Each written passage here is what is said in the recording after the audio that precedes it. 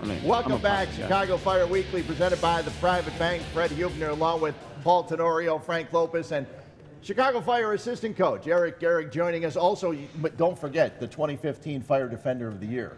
So we can't forget that one. Wow, Fred. That's a heck of an intro. Pull that one out. Now we're talking. Did some research I'm ready. on that today. I'm ready now. So how are things? Everything's going well. You left the playing field, and now you're on the sidelines. Yeah, it's been good. I was just telling Frank, it's been a good transition, better than I thought. Everyone wants to play, forever, but I realize how much of an amazing opportunity this is, and I was telling him I could retire in a year, 2, 3 years. I just don't know if I would have the opportunity of this magnitude to jump in and join a staff in my hometown. So I'm excited. It's going good. What's been, what was the toughest transition early on?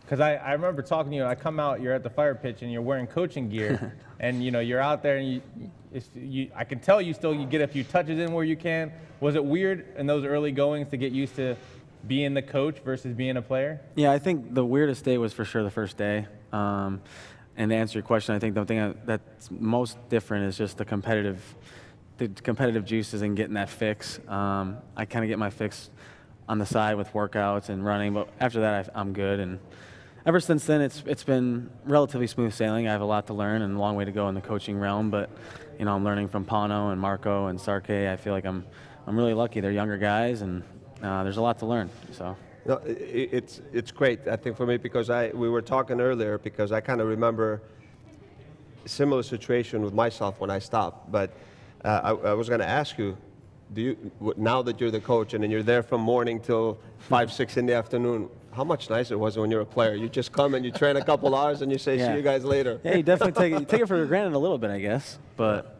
not too different on the schedule, but definitely easier when you're a player. You can get in and get out.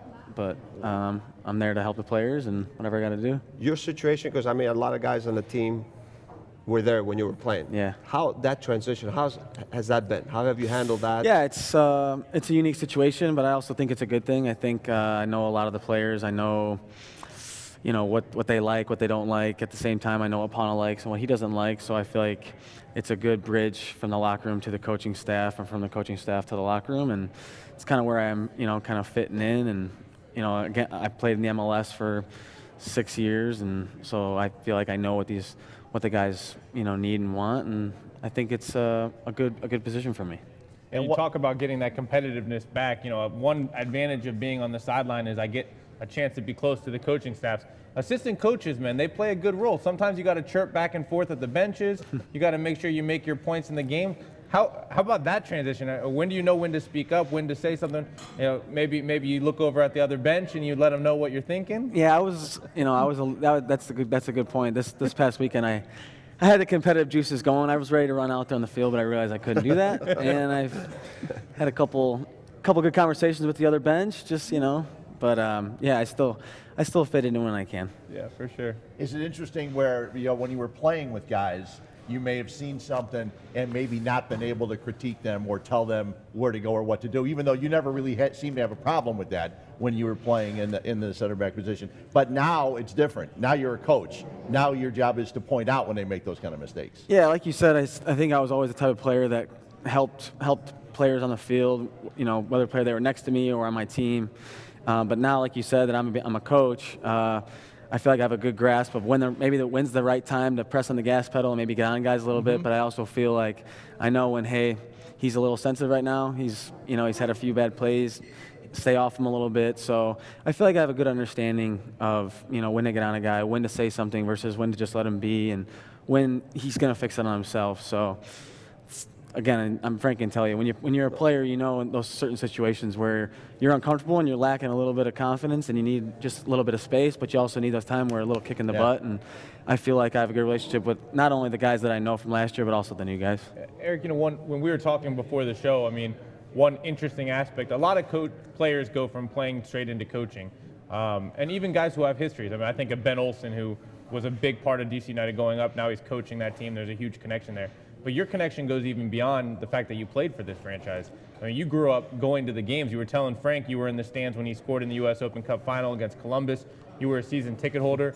What does it mean to you to have gone through that entire process of fan to player to coach for your hometown team? Yeah, it's crazy. I never I always tell people I never thought I would ever play professional soccer in general, and then the day I get traded to the Chicago Fire, which is crazy because I never thought I'd play for Chicago Fire, and then this opportunity arose, and it's just another check on the list of dreams per se. I mean, I realize, number one, the magnitude of coaching the MLS and how special an opportunity it is, but I also realize how special it is to still represent this amazing city and the fans and the club, and how many past great coaches have been through this club, players, and it's a story that I don't want ever to end. And hopefully this is just not the beginning, but maybe the middle of the writing, because maybe my playing was the beginning. So I don't know. We'll see where it goes. So you work with a set group, you work with just the backliners, you work with the backliners and the midfield. What exactly do you do on a daily basis? Well, I don't tell Nico or Schweini what to do in the attacking half, I'll tell you that. But, me being a defender, I feel like obviously that part of the field is more where I know my way around. Mm-hmm. Our staff is great that we don't really designate anyone in certain areas. We kind of all chip in. So the coaches give me freedom to voice my opinion all over the field, but again, back to my first point, I kind of keep it towards the back half of the field. Of course, if I see something in the attacking half that's maybe glaring, and just very politely tell Nico, hey, But again. Well, I do know that your first goal in college was off a PK, so if anybody misses a PK, you can always assist them. Yeah, I guess, Fred. Actually, I don't think I'm really that good at PKs, but. But what was your first one? We come back, we'll talk a little bit more with Eric Gehrig as the Chicago Fire get ready to take on the LA Galaxy this weekend as they wrap up the 3-game road trip. A 9:30 start in LA, 9 o'clock the pregame on CSN. You're watching Chicago Fire Weekly, presented by the Private Bank. Welcome back in. Chicago Fire Weekly, presented by the Private Bank, the official bank of your Chicago Fire. As we are each and every week, we are live at Heineken Pub 97, as you can tell by the beverages in front of us. And some of us are drinking a little more than others. Listen, Gehrig over here, traffic. He was making me drink before the show, but now he's on air. He's slowing down a little bit. This is still repercussions from traffic. Well, we'll talk about that too. You look at it. We've talked earlier in the first segment that in New York, everything seemed to work well except the outcome. Yeah. A couple of chances that weren't converted. How did the coaching staff and the players feel about the outing? Yeah, that was one of those games, Fred, where we walked away and it wasn't one of those head scratchers where we were really, wondering, what went wrong, or, we're really far off. That was one of the games where after I really felt not hurt, but real sour taste in my mouth, because I think, as you guys mentioned earlier in the broadcast, the tactics, the game plan, the effort, the performance from the players was fantastic. It was a real dogfight in there, and I think that, whether he might admit it or not, I think if you ask Jesse Marsh, they got all they could handle, and like you said, just execution there at the end, then that's the difference in the game. I mean, we have a few chances to score, they go down and score, and that's it. I think we put away our chances. We might have been walking away with 3 points. Well, when you talk about a game like that, where everything you ask of the players is executed except for that finishing touch, that's soccer. That happens sometimes. How does that affect your messaging now going into LA? What is the message to the team on this last game of a 3-game road trip? I think we feel good. I mean, look, we've lost the last 2 road games. I think last game we should have gotten more than we had. These are also 3 very good teams, and like I said before, we didn't walk away thinking we were that far. We were 1 or 2 moments of concentration and execution in the final third from getting a big 3 points in Red Bull. They haven't lost in a long time, like you said. And, the final message is this is our last game on the road, another great opportunity. LA's, obviously a great club. This is a lot of good players in this team, but they're not feeling great about themselves right now. And, I think we feel good about what we're doing. We feel like we're moving in the right direction, and it's another opportunity for us. Fantastic. No, I mean, going back to the coaching stuff, I know we've been talking about. Do you see this for yourself, like long term? Is this something like to make a career out of it? You're gonna stick with this? I know you had an opportunity to get into it and you didn't want to pass it up, but do you see yourself like one day, yes, maybe I can be the coach? Yeah, of the Fire? Why not? That would be amazing, number one. Number two, you never know how things are until you get on the inside. And up until, just January, I was still my mindset was all about playing, And one thing I for sure know is I love sports and I love the game of soccer. And being on the inside now, it's pretty cool seeing, Pano's his schedule every day, the decisions he makes, just the different tactics, the different ideas, and I think now it's just opened my eyes to honestly a huge new scope of life and opportunity. I think if I could get to head coach for Chicago Fire, Frank, that would be amazing. No, it's a great start to get in. But has that changed being on that side now as a coach?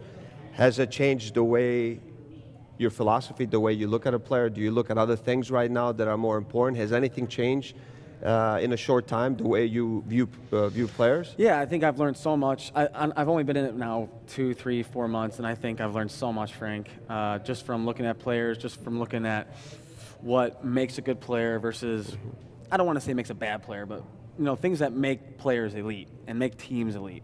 And I think the more I learn, the more I talk to people like yourself or Pano or just other coaches around the league, study coaches across the pond, the Mourinhos, the Peps, just their different styles, I think the more interested and invested I get. And like I said before, it opened my eyes to, a new realm of what could be, I guess. Well, you guys have both gone through this process, but I would imagine that there were probably moments you look back on in your career, whether it was in Columbus with Greg Berhalter or here in Chicago, and maybe you understand a little bit more what the coach was thinking or saying, that the translation wasn't there as a player because you're thinking like a player.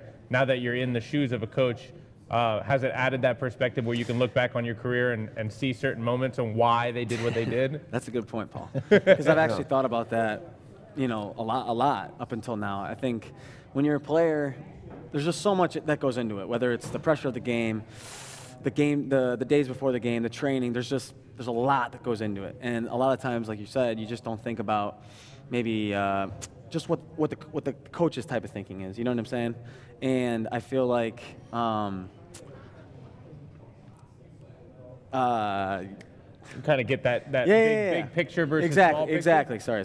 Exactly. Like what I wish you kind of look back and you kind of wish I would have thought this way or would have done this thing, and now I see why he said that, or you know what I'm saying? So yes, but, to answer, I mean, that's life, right? You learn those moments. Frank, you probably went through the same thing. I learned a lot of moments. I think that's the thing. I think you mature. But the one thing is that, I think to Paul's point, is that one thing as a player when you had other coaches, and now you're on the other side, you said, you know what, if I ever get that moment to be on the other side, I would have done this different, or I would have done this different. If there's one thing, what can you point to one thing and say, No, is it communication? No. Is it having the tough talks? What is it one thing that you would respect I wouldn't more? say it's one thing. There's definitely moments where I wish I wish I would have done that. I wish I would have done this. But like you said, it's a part of growing. It's a part of being a player. And at the end of the day, let's face it, the guys that can do those things at that early, those are the best players in the world. Those are the best players. You know what I'm saying? So I don't have any. So. No, I mean, I think, it's funny, just listening to you on the early side of things and having gotten to know Frank, and he'll tell you this when we go off air because we're coming close here, but it's going to keep going on. I mean, Frank looks back on seasons and moments in Montreal or in Chicago before that he learned from, and that, having a chance to sit back now, he takes a different perspective from. So, keep embracing it, enjoying it. We're loving watching you go through the transition, man. Yeah, that's a good word, embracing it. I always tell people it's new for me, but I'm all in, and I love soccer. I love the city. I love the guys. Love the group. Love the club, and I'm all in and kind of learning as I go. So far, so good. Head on out to LA. Bring home 3 points. That'd be fun. That would be fantastic. That'd be really nice. Beautiful. Eric Gehrig, Chicago Fire assistant coach, as he was nice enough to join us. Don't forget, this coming Saturday, it'll be a 9:30 kick. You can do all your stuff all day long, then sit in front of the TV or hop a plane with Frank Lopez out to LA, either one. 9:30 kick in Los Angeles as Chicago Fire take on the LA Galaxy. A 9 o'clock pregame on CSN, and the Chicago Fire return home coming up on May 13th. The Seattle Sounders in town. Get your tickets at chicago-fire.com. It's Chicago Fire Weekly, presented by the Private Bank.